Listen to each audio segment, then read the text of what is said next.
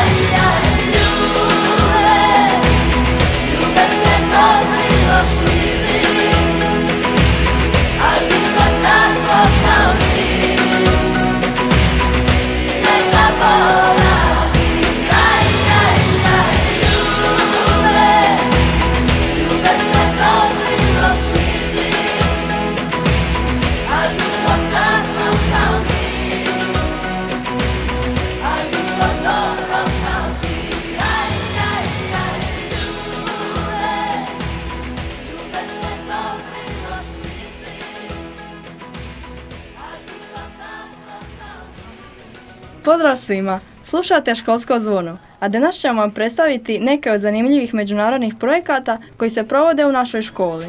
Naša škola i ove godine sudjeluje u nekoliko e-twinning projekata koje vodi profesorica Perislava Bešić-Smlatić zajedno s učenicima drugih, trećih i četvrtih razreda. Za one koji možda ne znaju, e-twinning je međunarodna platforma koja povezuje škole iz različitih europskih država i omogućuje učenicima suradnju kroz razne kreativne i edukativne projekte. Jedan od projekata koji se posebno ističe je Words Not Wars. Već sam naziv projekta šalje snažnu poruku, riječi, a ne ratovi. Cilj projekta je osvijestiti važnost vrijednosti poput hrabrosti, poštovanja i pravde te naglasiti važnost ljudskih prava i mira u svijetu. Meni je baš zanimljivo što učenici kroz projekt razgovaraju o ozbiljnim društvenim temama, ali na kreativan način, kroz radionice, digitalne sadržaje i međunarodne suradnje. Da, učenici tijekom godine surađuju s vršnjacima iz drugih država, putem videokonferencija, razmjenjuju ideje i predstavljaju svoje radove. Osim toga, razvijaju se jezične kompetencije jer veliki dio komunikacije odvija se na engleskom jeziku. Ali nije sve samo u jeziku. Projekt pomaže učenicima razviti kritičko razmišljanje, medijsku pismenost i sposobnost rješavanja problema. Meni je posebno važno što učimo kako poštovati različita mišljenja i kulture, jer surađujemo s učenicima iz cijele Europe. Drugi projekt koji privlači puno pažnje je AI and I, koji se bavi umjetnom inteligencijom. To je baš aktualna tema, jer danas umjetna inteligencija postaje dio svakodnevnog života, od škole do društvenih mreža i različitih aplikacija. U projektu učenici istražuju kako AI može pomoći u obrazovanju, umjetnosti i svakodnevnom životu, ali koje opasnosti i etička pitanja donosi. Projekt je podijeljen u više tema poput AI za početnike, AI i umjetnost, te etika i kritičnost u korištenju umjetne inteligencije. Meni je super što ne učimo samo kako koristiti tehnologiju, nego i razmišljati o tome kako ona utječe na ljude i društvo. Kroz projekt učenici izrađuju različite digitalne sadržaje, sudjeluju u videokonferencijama i predstavljaju svoje ideje učenicima iz drugih zemalja. Na taj način razvijamo digitalne kompetencije, komunikacijske vještine i kreativnost. Još jedan zanimljivi projekt je Decode Life, Unlocking 21st Century Skills. Taj projekt usmjeren je na razvoj važnih životnih vještina, koji će učenicima koristiti i u školi i kasnije u životu. Tu se obrađuju teme poput financijske pismenosti, empatije, komunikacijskih vještina, upravljanja stresom i rješavanja problema. Meni je posebno zanimljivo što učenici izraduju podcaste, knjige, grafičke postere i druge kreativne sadržaje. Projekt također potiče timski rad, javni nastup i liderske sposobnosti, što je stvarno korisno za budućnost. Sve aktivnosti i rezultati projekata objavljuju se na e-twinning platformi i web stranici škole, pa svi mogu vidjeti koliko naši učenici rade i stvaraju. Mislim da možemo biti stvarno ponosni što naša škola sudjeluje u ovakvim međunarodnim projektima. Slažem se. Srednja škola Ivana Lucića u Trogiru pokazuje kako škola može biti moderna, kreativna i povezana s ostatkom Europe. A najveća vrijednost svega je što učenici kroz projekte stječu znanja, nova prijateljstva i iskustva koja će se dugo pamtiti. Zato bravo za naše učenike i profesoricu Perislavu Bešić-Smlatić koja uspješno vodi sve ove projekte. Hvala što ste bili uz nas i slušali Školsko zvono. Čujemo se ponovno uskoro. Školsko zvono.